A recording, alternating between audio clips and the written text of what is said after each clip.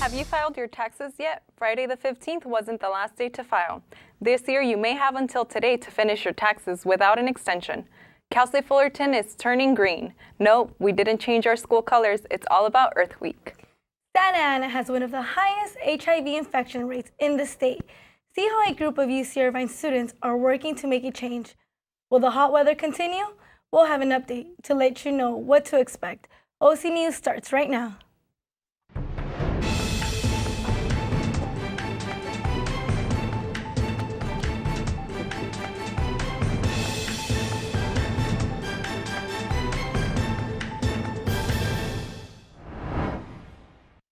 Welcome to OC News. I'm Aurelie Martin. And I'm Luciliana Torres. OC News is brought to you by the broadcast journalism students at Cal State Fullerton.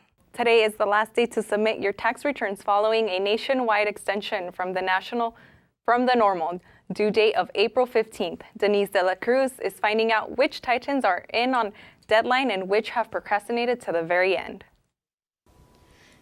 Today is April 18th, and it is the final day to do your taxes. We're going around campus and asking fellow Titans if they've done theirs. Have you done your taxes? Yes, I have. And when did you do them? I did it like 2 months ago. And did you realize today was the deadline? No, not really, because I always do it early as possible, so I don't have to worry about the procrastination and stuff like that. Yeah. So did you know that today is the deadline for your taxes? Yeah, but I did it like 2 weeks ago, so. Nice. And Yeah. what are you going to spend your money on? Well, it's $90, so I'll probably just put it towards my trip to Hawaii. Oh. I haven't even got my tax refund yet. What are you going to spend your tax refund on? Probably pay off one of my credit cards. Nice. Yeah. Sucks. I know. I wanted it for like my stuff, but responsibilities. Yeah. Gotta get it. And, No. About to. and do you know that today's the deadline? Yes. Okay. And when do you think you'll have them done? I would say by 4. Titans can take their tax day dollars and spend them on local businesses doing tax day deals, such as Hot Dog on a Stick, Pieology, and Denny's. From Cal State Fullerton, I'm Denise de la Cruz. Cal State Fullerton is hosting this year's Earth Week from April 19th to 21st. Elaine is on campus to find out more. Earth Week 2016 is here, and Cal State Fullerton is ready to prepare awareness on their campus. I'm here on campus to talk to students about what they know about Earth Week and if they're going to go to any events this week. So Christian, what do you know about Earth Week? I don't know much, to be honest. I know it's like you're helping out the environment, maybe pick up trash, get together, all that good stuff good for the environment. Not too much. Oh, definitely. It's good habits, especially for our generation here that we're the younger people. If we start to learn these good habits of, being environmental friendly, then we teach our kids and so on. And, it all starts with us, the younger people, I'd like to say. Yeah, I'm actually really excited for Earth Week. I'm in ASI, and within ASI we have the Committee on Environmental Sustainability, and they are putting on a lot of events. Some of my really good friends are on that committee, and they've been telling me about it. They have like seed paper that they're going to be handing out, and then they're also going to be doing the farmers market. So it's going to be really exciting, and hopefully encourage a lot of students to be able to participate in those sustainable efforts. I know that it can be improved. So within sustainability, there's a lot of efforts here on campus that we're trying to do to make everything more sustainable. But things that I'll talk about, like things I personally do. I try to not print paper for cutting down on my paper use, and then I'm really big on recycling. I refuse to put bottles in non-recycle bins. And then also there's like energy conservation too. Something I always practice is trying to just cut down everything that I don't need if I'm not using it. ASI, the Arboretum, and Parking and Transportation are all going to be holding events on campus starting tomorrow. For more information, you can visit sustainability.fullerton.edu. For OC News, I'm Elaine Kong. Back to you guys in the studio. There's no denying the heat outside today. Hopefully it'll cool down later this week. Zoe, let's see what Zoe has for us with weather. Today is just the beginning of a hot week ahead. Let's take a look at today's forecast. Today hit 89 degrees, almost creeping into the 90s, but it will cool down going into the evening, dropping to 58 degrees. We have a slight breeze outside at 9 miles per hour, and humidity is at a low 11%. The sun rose this morning at 6:16 a.m., and it will set tonight at 7:26. But that heat is not going anywhere, at least for the next few days. Let's take a look at the rest of the week. As you can see, temperatures will stay in the high 80s going into Thursday, and evenings this week will be in the mid to high 50s. The temperatures will drop into the 70s going into Friday and Saturday, so you don't have to worry about braving the heat for your weekend plans. Let's take a look at the national forecast. The West Coast aren't the only ones experiencing a heat wave. The East Coast is also seeing temperatures in the high 80s, which is a nice warm-up after a chilly few weeks. Temperatures do dip going into the Midwest, with Denver and Billings both hitting below 40 degrees. Texas appears to be mild in the low 70s, but they were hit with severe rains this morning. Torrential rainfall has much of Houston staying indoors. With over a foot of rain in some areas, the rain has caused major flooding, shutting down schools and public transit. Sylvester Turner, mayor of Houston, held a press conference to urge residents to stay home. This is not the day to be on the roads in the city of Houston, or quite frankly, in our region. So unless it's an extreme emergency, I'm encouraging all Houstonians to stay at home. The heavy rains are expected to continue until Thursday before calming down before moving into the northeast. Looks like most of the U.S. will be staying indoors, hiding from either the rain or the heat. This has been Zoe Nascentes with your weather forecast. A year ago, a group of UC Irvine medical students realized that Orange County was missing what they considered an important public health service that every major city in California had to access to, a clean exchange needle program. Here's Monique Gonzalez with the story. On an early Saturday morning, volunteer workers are loading up their vehicles for Orange County's first needle exchange program. While many of the public may think it is enabling drug users, their goal behind the program is much different. I think the whole idea of enabling people is really frustrating to me. Number one, I think that's deeply tied to drug and IV use stigma. And it's always disconcerting to me to realize that we are more than happy to punish people who buck social norms or may be experiencing health issues, because drug addiction really is a health issue. According to the Standards for Disease Control, OC ranks number 4th in the state for reported HIV cases. A sterile syringe can cost as low as 40 cents that can potentially save a life. I am standing here at the Santa Ana City Hall where the Orange County Needle Exchange Program takes place, right behind me through those stairs. Due to privacy issues of the patients, our cameras were not allowed behind there. However, before the program started, I was able to see firsthand what they had to offer. The program provides access to clean syringes, safe sex supplies, on-site HIV and hepatitis C testing, and referrals to health, housing, and treatment services if requested. No, and people don't really like the show. Anyone who approaches us can be a part of our program. If they have needles to turn in, we ask that they do that. If they need needles, we provide them. There's a ratio for how many they dispose of. Anyone who is in need can have up to 20 sterile syringes from us. Yeah, and then the following week we'll give them a sharps container. They can bring it back, and then we'll give them up to 40. So we give people however many they've given us plus 20. As a former addict, Meg understands drug users may not get the help they need. Our lack of compassion, our lack of interest in offering people support over punishment, right? The idea that somehow you get what you deserve if you're using drugs intravenously or if you're using drugs at all, right? Is really upsetting to me. So the idea that we could show up, be a support for marginalized, stigmatized, criminalized people is essential. The Orange County Needle Exchange Program takes place every Saturday here at the City Hall from 12 to 3. As well as receiving clean needles, each patient is taking home a care package from deodorant, toothpaste, and any feminine hygienes. If you would like more information about this program, you can visit ocnep.org. Reporting from Santa Ana, I'm Monique Gonzalez, OCN News. For those interested in picking the minds of professionals in the communications world, Cal State Fullerton has brought those great minds to campus for Comm Week. Reporter Amy Tran has the story. I'm here at Cal State Fullerton, where behind me, the big event happening this week is Comm Week, as you can see from the banner behind me. So this week on Wednesday, April 20th and April 21st, Thursday, the big event that's happening, as I mentioned, is Comm Week. It's an annual communications conference that's presented by the College of Communications at Cal State Fullerton, and the conference is actually produced by the Student Task Force of Comm 497. So the event is about dozens of professionals in different fields of communications coming out to speak to students, faculty members, members of the community about the different types of communications jobs that are out there. And during these 2 days, there will be panels, special events, and organizations, presentations, and they usually happen between 9 a.m. all the way up to 10 p.m.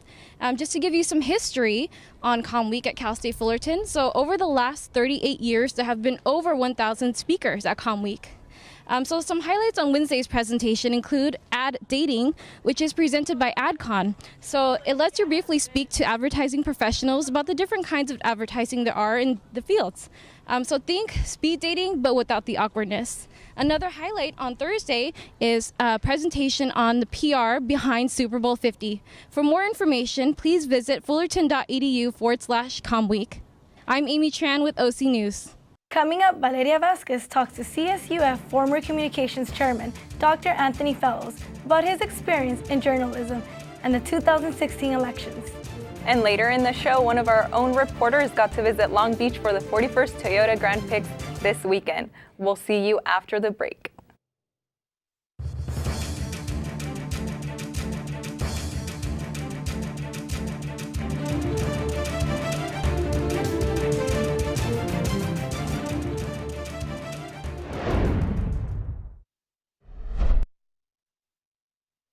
Morning, Gary. We are GetSchooled.com. You want a college education, don't you? You know you do. That's why we're here. We're free and here to guide you through every step of the way, starting with attendance. Gary, financial aid forms.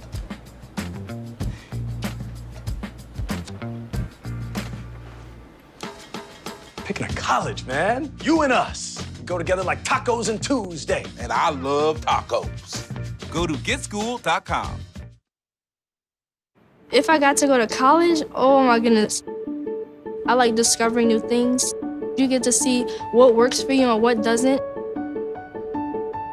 That helps you evolve as a person. You get to make like a supernova of skill or talent or whatever it is. I've always wanted to go to college. I just feel like that's my destiny. My name is Queen, and I am your dividend.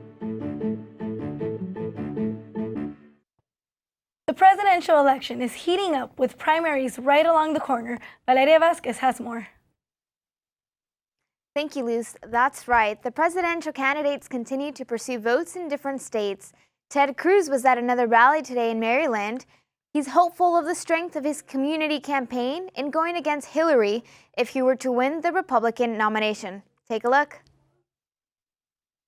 Now, Maryland votes just over a week from now. Maryland is a battleground. Maryland is going to have an outsized voice as the nation is looking to Maryland to decide, do we nominate Donald Trump and hand the election to Hillary Clinton? Or do we unite behind the Cruz campaign and beat Hillary Clinton? Cruz is confident if Trump wins the nomination, the final presidential vote will be handed over to Democrat candidate Hillary Clinton. New York is gearing up for tomorrow's primary elections. Clinton County, New York is typically known to be the Republican side. But things have changed. Candidate Clinton has a strong crowd in Clinton County, but some people say they're feeling the burn. Politics in Clinton County historically was a very strong Republican area, but that has shifted. I think the biggest thing that most people would be surprised to learn about this area would be to find that there is as progressive political attitude in this area as there is. Hillary Clinton has very strong following in Clinton County. She's made many visits to the area. It's a great joy for me, having now visited all 62 counties in New York, which I have absolutely relished, to end here in Clinton County.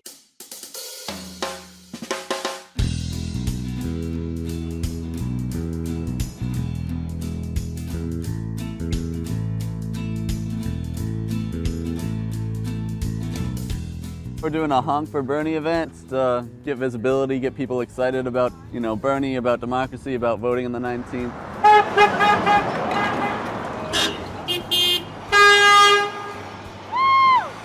I think we are Bernie's country, and not because we are here.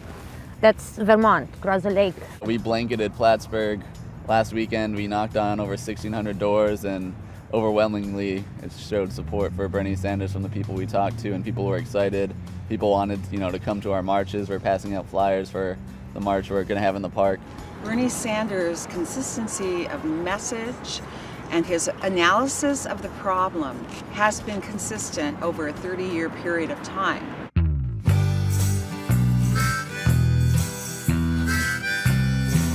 I will support Hillary. I will support Hillary because regardless of what she's been painted as in the media, I really would love to see a woman as president. I can support some of the progressive politics that Bernie supports, but my concern is all these kinds of things he'd like to see take place are probably going to hit a stone wall with Congress if he's ever elected. How does change happen? It's not politicians, it's usually, from the bottom up, a social movement. You think about the civil rights movement, you think about, women's rights, you think about LGBT community rights. It's the people that stand up and fight. More news in California. Nearly 500,000 Californian voters will be unable to cast their vote for the state's primaries. According to LA Times investigation, this is caused by an apparent confusion registration process. The Times contacted 500 AIP members and found that hundreds and thousands intended to request registered as independents, but instead registered with the American Independent Party. According to Times, many were confused by the independent term in the party's name. The good news is for the confused voters that they still have time to change to independent. The deadline to change party registration in California is May 23rd, just in time for the primaries in June 7th. Now we gear into an interview with former Cal State Fullerton Communications Chair, Dr. Anthony Fellow. Dr. Fellow is highly known for his passion in politics, and we are privileged to have him in the studio earlier today. Take a look at what he had to share. Now we have Cal State Fullerton's political communication professor, Dr. Anthony Fellow. Thank you for joining us and welcome to the show. Oh, it's my pleasure to be here. As you know, this political election has caused a lot of media noise. Why do you think that is? I think this is a rip-roaring election. I think it's the most exciting election of my lifetime, and I covered politics for 10 years. And it's because we have an opportunity perhaps to see the first woman being elected president of the United States. We have a socialist running against this woman in the Democratic Party. And on the Republican Party, we had 17 candidates at first, and they were ethnically diverse, gender diverse, and that was exciting. And we have a candidate, Donald Trump, who really sucks the oxygen out of the room because he is a celebrity and has a lot to say, and he's captured the attention of the public. Dr. Fellow, would you say that you have a favorite candidate? I do. I have some candidates that I do not want to see in the presidency at all. One candidate in particular, but I've been I admire Hillary Clinton. I admired her and I supported her heavily in 2008. I think she was the most prepared candidate. And my wife, I don't know if you know, she was Bill Clinton's press secretary in California during his campaign. So we are kind of tied to the Clinton camp. But I find Donald Trump very interesting, very exciting, and he's made this race tremendously interesting. As a professor with experience in journalism and politics, what advice would you give millennials that are preparing for elections like the one we're having today? You know, I'm a weird duck when I walk into a classroom and teach politics. I've taught in political science here and in communications. I have a background in politics, and my doctoral degree was the first dealing with the computer use in campaigns. And I've been elected to 3 separate offices, and I'd like to see millennials get more involved. I tell my students it's time for you to run. And we just had a very young man, 23 years old, run, I think, for a city council race in the Orange County area. And because it's their future, it's their world. Interestingly, we have 70-year-olds running for president this year, which is fine because they have the experience. But I wish millennials would read more. I wish they would read more newspapers. They get their news from Yahoo, I think. But, and that's one of the things I wanted to talk today about is that I'm very disappointed in the news media, the way this race has been covered. I think it's abysmal the way CNN has covered this race and Fox News, because I finally turned off Fox and CNN. I just turn it on and here's the A-team of experts, and then the CNN, here's our political experts, and it's just 24 hours and my mind was just spinning. And I don't think they knew anything what they were talking about. And I call that speculative journalism. They're speculating on who's going to win, how many delegates this one's going to get. And then I got really upset with Britt Hume the other day. O'Reilly was interviewing him, and he comes out and he says, "Oh, Donald Trump's an idiot." That's not the role of a journalist. And this is a man who's supposed to be objective. But this week I had to go back for one of my classes, and I was looking at the Clinton administration, and during Ruth Bader Ginsburg's appointment to the Supreme Court by President Clinton, there was Britt Hume in the front row debating the president about her qualifications. And Clinton got the most upset I've ever seen him, and really put him down. So I'm thinking, maybe Britt Hume needs some work. You know? Maybe. So with your experience in the industry, what would you say is a major difference between the 1980s to today's media and how the media is being reported? I think that's a good question. I think when we look back, even if we look at Vietnam, you know, reporters went to Vietnam and they interviewed the generals, they interviewed soldiers. Then when we came to Iraq, here the journalists became basically the star, and they talked themselves. And I was aghast when I saw Erin Moriarty of CBS News in Iraq with a gas mask on reporting. And I thought that's foolishness, because Edward R. Murrow covered World War II. Bombs are dropping. He never went into a bunker. And Megyn Kelly I have some problems with. I think she'd like to be the story the next day and try to trump up these candidates. And that's not the role of a journalist. It is for an opinion writer, but not for a journalist covering an election. Yeah, I agree. I can see that happening in today's reporting. So, Dr. Fellow, I did just want to mention that somebody has told me that you have exciting news for the Cal State Fullerton community. Well, would you like to share that with us? You know, I really have a passion for politics, and I love teaching politics and teaching history. I'm thinking, with my political background, I'm thinking of running for the United States Congress. Wow, well, congratulations. Wow, congratulations. What led you to that decision? Well, you know, I got involved in politics after 10 years because I was interviewing a potential congressional candidate one day, and after he talked to me, I thought, man, I know more than this guy. And I think things need to be changed in Washington. I just would like to be part of that change. I think when you get elected to office, you have to not stop thinking about the people who elected you.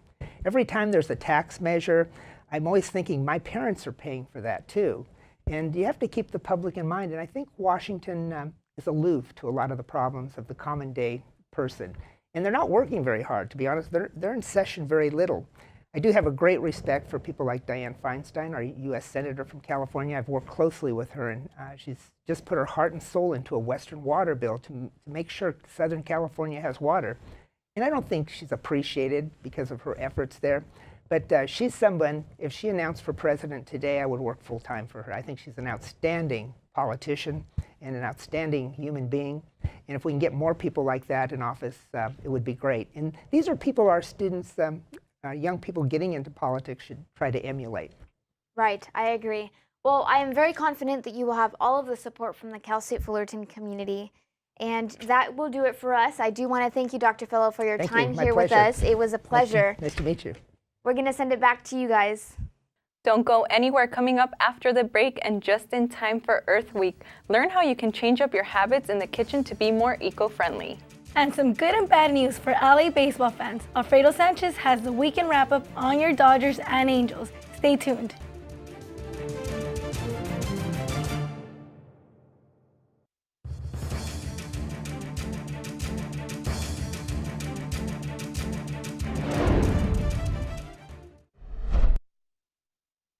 Sweetheart, think about your future. Jeff over there didn't just look at him. He saved up, bought a house, he's got a beautiful wife, they even had a fancy pants destination wedding, and oh, they had a baby! Ah! Smart and handsome, ooh la la. Now, I've been saving these frames for pictures of my future grandbabies for years, and the shopping sprees on organic clothing and telephone cases is not helping you save for a family. Oh, gracious! Look at that! He's a model! Oh. I bet you he's putting all that money right into a 401k or his baby's college fund. And his teeth are so straight. See how good saving can look at feedthepig.org. Feed the pig.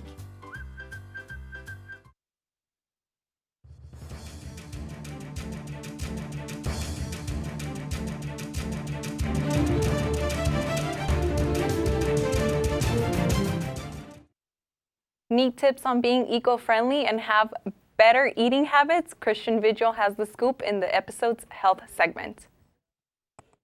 Thank you, ladies. Going eco-friendly might seem like a hassle to do consistently, but you'd be surprised with the various little habits you can change in order to go green. The kitchen is a great area to do just that. How about using the dishwasher as opposed to cleaning by hand? Most people don't like washing dishes. I know I don't. Studies shows that it saves 40% less water. For those times where you're not cooking for a large group, a convection oven is a great way to prepare your meals, or as I like to call it, your gains. Slow cookers are another great option, and it conserves a lot of energy. And let's face it, when you're bored and you go to the fridge and repeatedly open and close the door hoping food would just magically appear out of no, that only wastes energy. Also, when you're grocery shopping, believe it or not, there is a third option when it comes to paper or plastic. Use a reusable bag as it minimizes plastic waste and the impact it has on the environment. Of course, the obvious way to go green, recycle.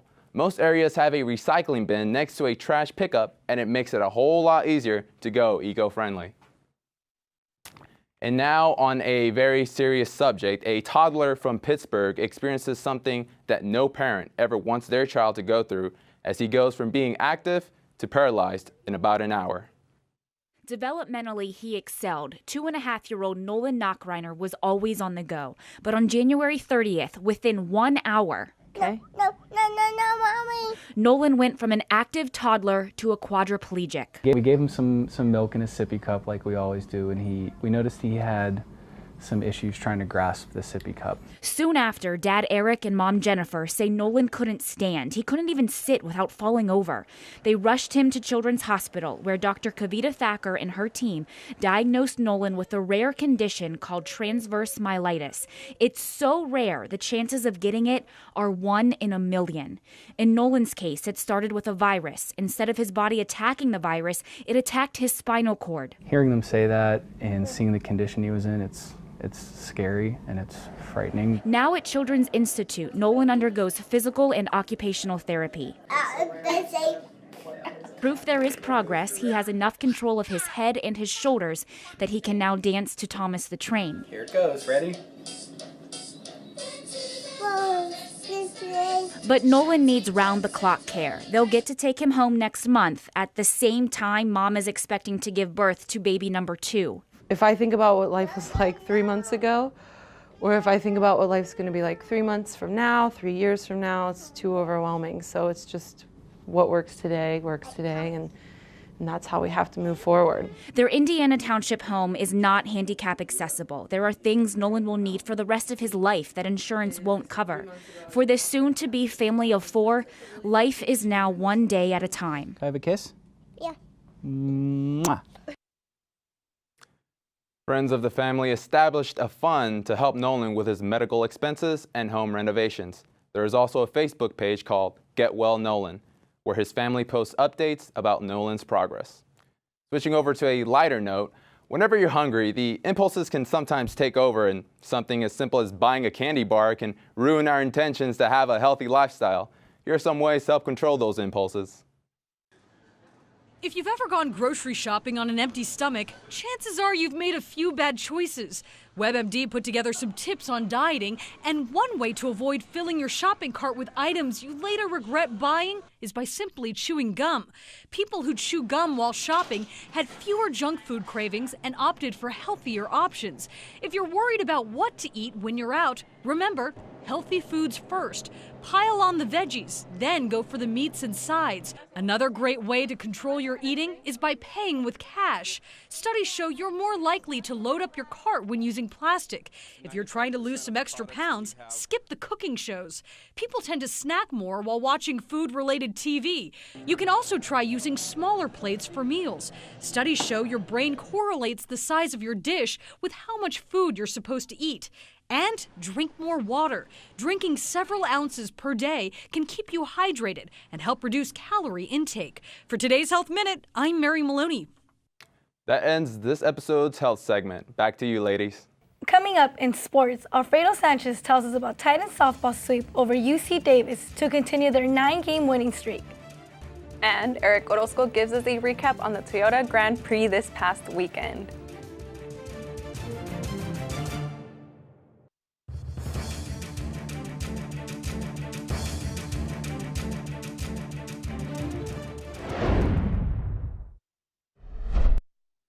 If I got to go to college, oh my goodness. I like discovering new things. You get to see what works for you and what doesn't. That helps you evolve as a person. You get to make like a supernova of skill or talent or whatever it is. I've always wanted to go to college. I just feel like that's my destiny. My name is Queen, and I am your dividend.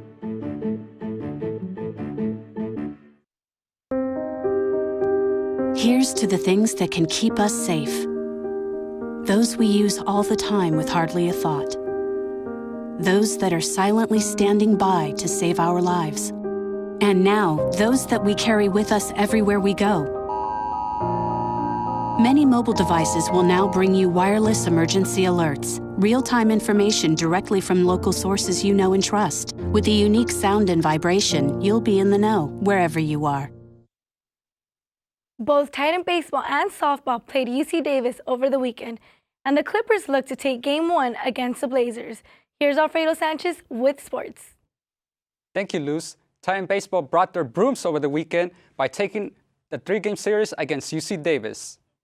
The Titans blew out the Aggies by scoring 10 runs on games 1 and 3. They improved to 21-13 overall. Their next game will be tomorrow evening at Cal State Bakersfield. Speaking of sweeping, Titan softball also took care of UC Davis on back-to-back games. The offense was clicking for the Titans as they scored more than 4 runs in the 2-game series. They have won 9 straight games and improved to 34-10 overall. Their next game is tomorrow against San Diego. Now to the MLB. The Angels have been on a funk recently by dropping the first 2 games at Minnesota. Could they avoid the sweep? Let's find out. Let's go to the top of the first. Albert Pujols takes Kylie Gibson of the Twins deep to left field for the 2-run homer. He will go 1 for 5, and the Angels will go up by 2. At the bottom of the 8th, Oswaldo Arcia grunts the ball into the 4-6-3 double play. However, Byron Buxton is able to score from third to tie the game 2 apiece. Now to the bottom of the 12th. Houston Street looks to get the final out, but Arcia has other ideas. Arcia hits one to deep left field, but Rafael Artea can't make the catch. The Titans win off a walk-off hit in extras by a score of 3-2. How about the Dodgers? They split the 3-game series against the rival San Francisco Giants. Can the Dodgers win the rematch game on national television? The Dodgers will move back to first place with the win, but they start off the wrong foot when Joe Panik strikes Kenna Maez's pitch right to right field for the solo home run that puts the Giants up 1-0. But the Dodgers respond. Jock Peterson hits one to right field, and it's going, and you can forget about that one. For the 2-run homer, he will go 1 for 2, and the Dodgers take the lead 2-1.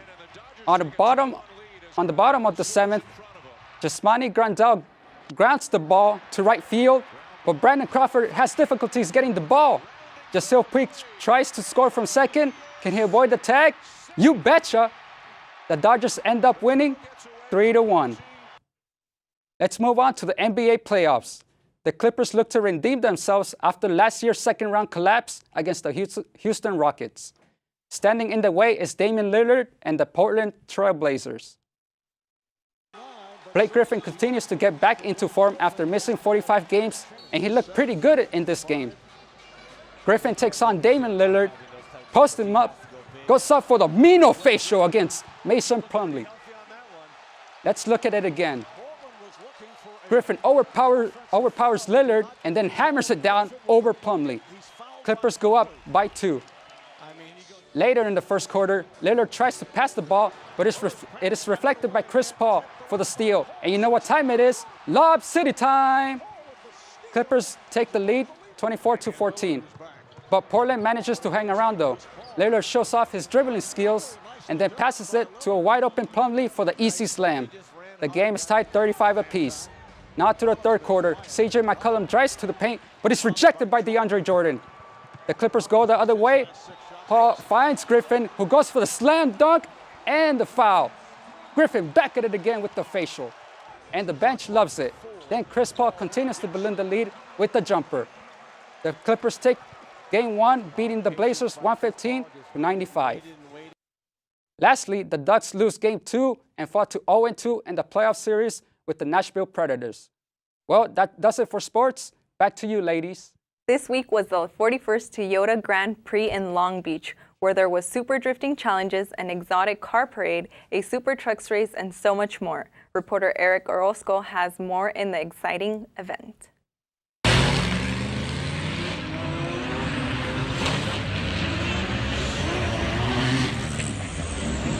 This past weekend, the city of Long Beach hosted its 42nd annual Toyota Grand Prix.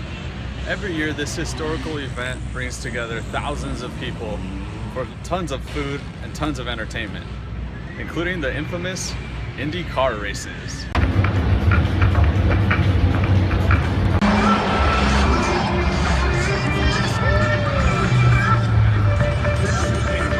If you couldn't make the Grand Prix this year, don't worry.